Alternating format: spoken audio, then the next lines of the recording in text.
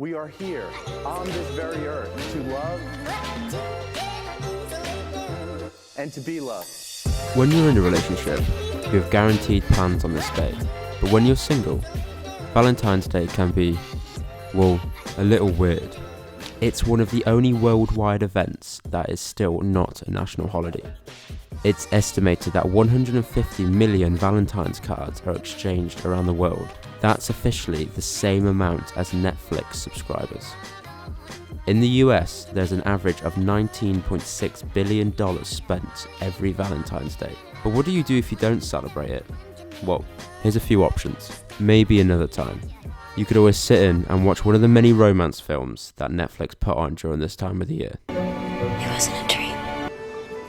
Will you marry me? I just want to stay right here with you as long as I possibly can. Can't take my eyes off of you.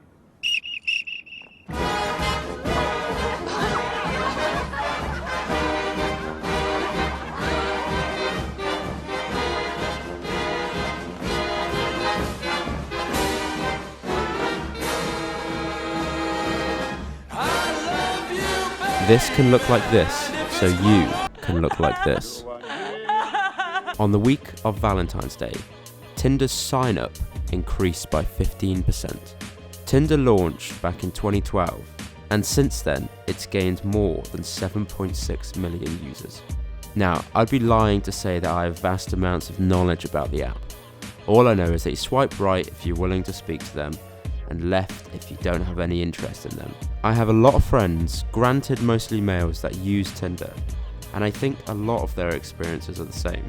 Can you hear me? Okay. Hello. Do you mind if I ask you a couple of questions? Yeah, that's fine. Are they personal questions? No, they're just general questions. Okay. Is it you making this for Tinder? No, I wish. What is your opinion on Tinder?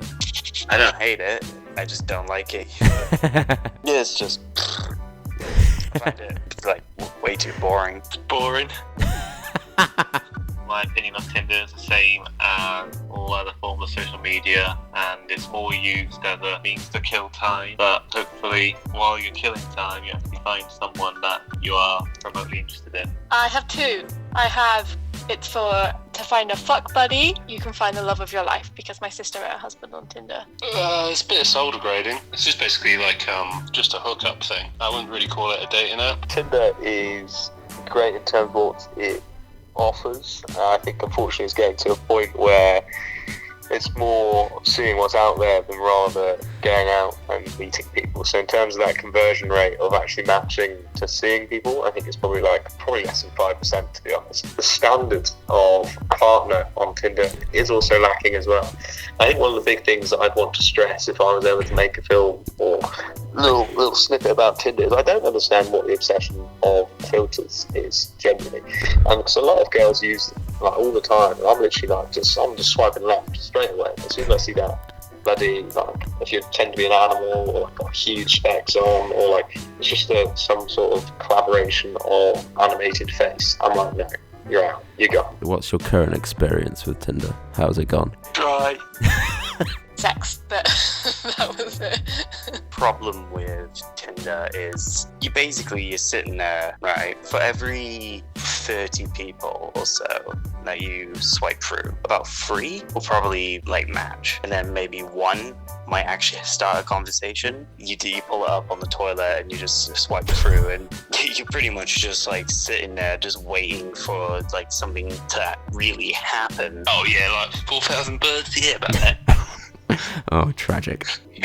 I mean, went on a couple of dates. Oh, I mean, you know what I did? I basically gave up and just did Instagram DMs. I'll say mixed. Not that I'm negative, but less in my favour. I'd say I get matches regularly, but then you get to a smaller group then of people who would actually be continuing a conversation. 1 match out of 50, then that will actually go on a date. At one point in my life, when I was a huge virgin, I had a grand amount of about 3,000 and a half. What does that mean? What does 3,000 mean? It means that over 3,000 people I have matched with. Would you recommend it? No. even if you strike out more times than you do succeed, I think it does help you engage in the modern way of chatting to people online in the dating world compared to how you would chat to them in real life. No. Why not? Well, it depends, because if you're looking for a relationship, then Tinder is not. Like, if someone said to me and was like, look, I really need to have a good shag, I'd be like, look, just go on Tinder, find the closest person. But for, like, a natural, like, relationship, I'd be like, no. There's better ones out there now for dating.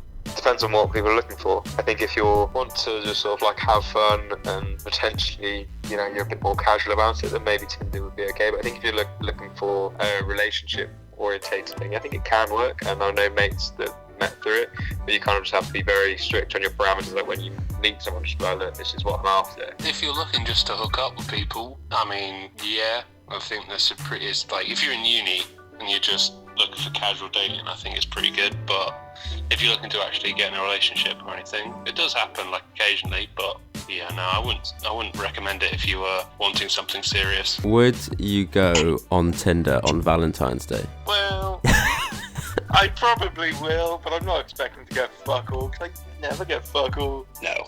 You're pretty much just saying to yourself, like, oh yeah, I'm lonely. And, like, the problem with Tinder is just, like, speaking in text is, like, the most ineffective form of communication possible. Depends if my monthly subscription is on or not. I don't think I have, but I probably would if I was sat by myself on Valentine's Day. Yeah, definitely.